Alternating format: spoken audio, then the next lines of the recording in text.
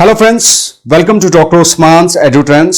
Hope you are all doing well. Friends, in normal daily life we get affected with minor injuries. But if that injury or loss is due to burn, then the condition become a little severe. What are burn injuries? Burn injuries are one of the most common household injuries, especially among small children.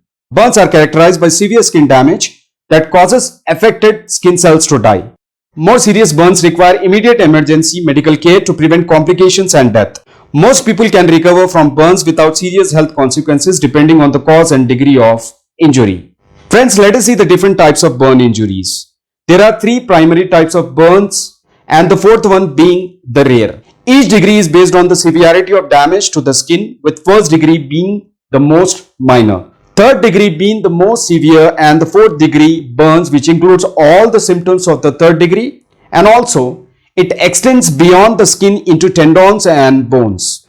The damage in the first degree burns includes red non-blistered skin where the skin gets thickened, in second degree burns followed by third degree burns where there is a widespread thickness of skin with white leathery appearance. Friends, let us see what are the causes of burn injury. Burns have a variety of causes including scalding from hot boiling liquid, chemical burns, electric burns, fires including flames from matches, candle and lighter, and in some cases excessive sun exposure. The type of burn injury is not based on the cause of it. Scalding, for example, can cause all the three burns depending on how hot the liquid is and how long it stays in contact with the skin. Chemical and electric burn require immediate medical attention because they can affect the inside of the body even if skin damage is minor. Friends, now let us go a bit deep and understand each degree of burn. The first degree burn cause minimal skin damage and also termed as superficial burn because they affect the outermost layer of skin. The signs includes redness, minor inflammation or swelling, pain, dry. The skin gets peeled off due to the process of healing. Since this burn affects the top layer of skin, the signs and symptoms disappear once the skin cells shed slowly. If the burns affect a large area of skin, like more than 3 inches, and if it is on the face or a major joint, which includes knee, ankle, foot, spine, shoulder, elbow, forearm, then it is better to be consulted by a doctor who is dermatologist. First degree burns are usually treated with home care and usually heal within 7 to 10 days without scarring. Healing time may be quicker or sooner if the treatment is done at the right time. Treatment includes soaking the wound in cool water for 5 minutes or longer, taking medication for pain relief, applying an anesthetic gel or cream which soothes the skin, using a medicated ointment and loose gauze to protect the affected area. Here many people try using cold water or ice or butter or eggs to treat burns.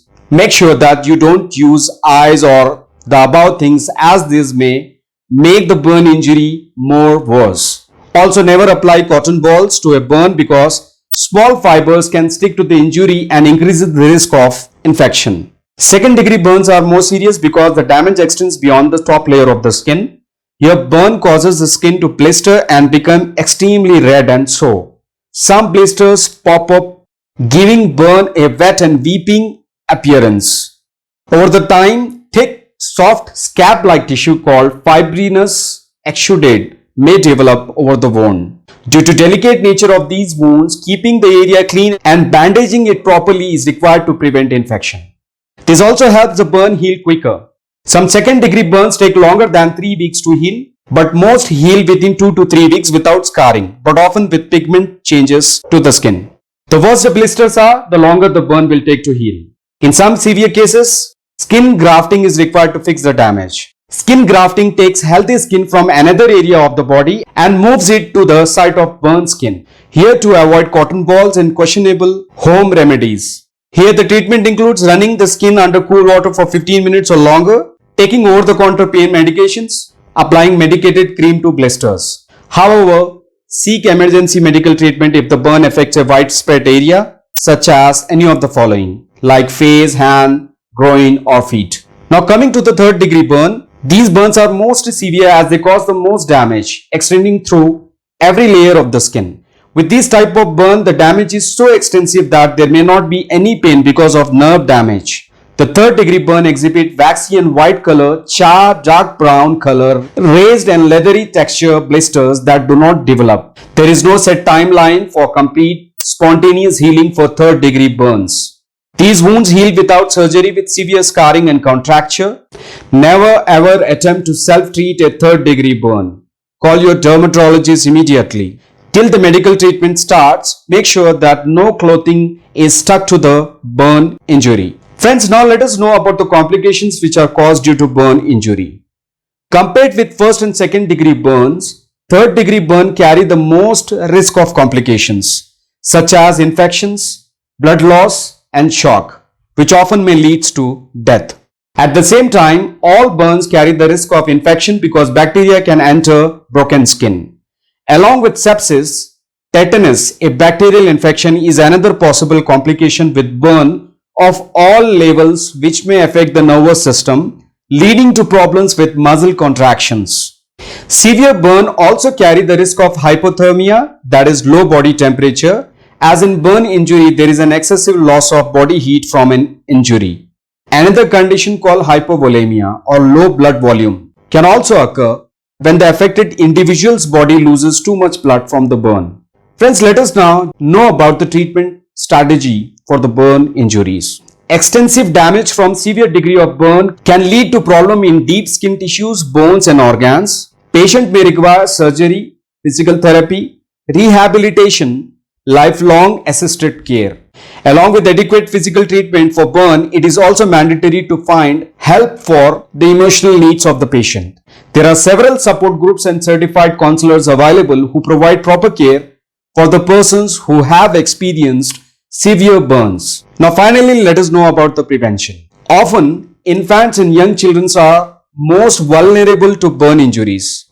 Preventive measures that can be taken at home includes keeping children away from kitchen while cooking, placing a fire extinguisher in or near the kitchen, getting the premises fitted with smoke detectors and testing them once a month, checking and discarding electrical cords with exposed wire and installing electrical outlet covers whenever needed. If any chemicals are being used at home, then those chemicals should be kept out of reach of infants or young children, and elders must wear gloves during their use. Ensure that all the smoking products are stubbed out completely, and it is mandatory to have a fire escape plan, and it is to be demonstrated with the family once a month. In the event of fire, it is to be make sure that crawling underneath smoke will prevent us from any injuries and minimize the risk of passing out and becoming trapped inside the fire. So friends, I hope this video is informative to you all. We will meet again soon with another informative video. Thank you.